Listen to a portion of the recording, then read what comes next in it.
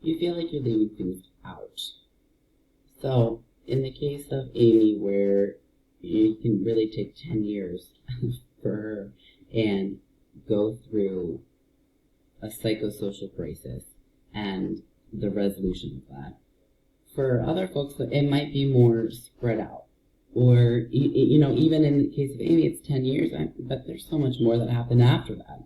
And there's things I want to learn about that, and that can, it's 30 to 40 years, or some of it where, and that's a decade, but there are so many, there are like 3 decades that are included within this span, and I think that's just, I think it should be broken up.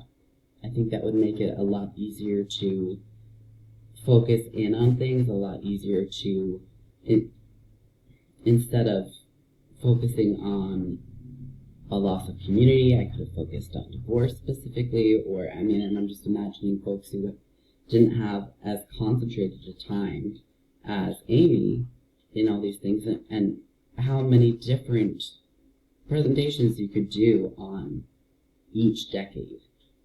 So I think that it is too broad of a time. It's definitely the most broad span within Erikson's psychosocial theory, and it's definitely the longest stage. And I think I would just argue that it would be beneficial to add more stages within the 8 stages to increase being able to address milestones, being able to address accomplishments and challenges, and really dig into a person's life. That's a limitation that I think is relevant in Erik Erikson's psychosocial theory.